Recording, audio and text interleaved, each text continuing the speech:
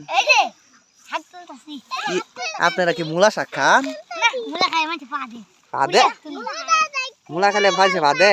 হ্যাঁ ও তার জন্য আপনারা মূলা খান না। জি না ও না, আপনারা কি শাক তুলতেছেন?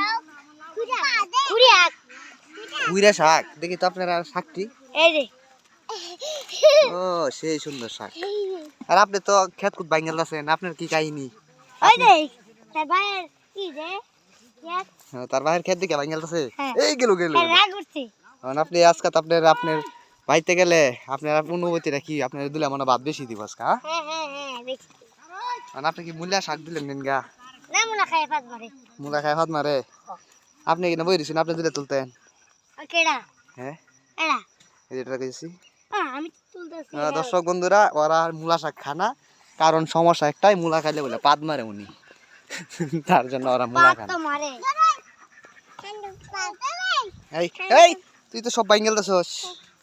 তার রাগ করছে।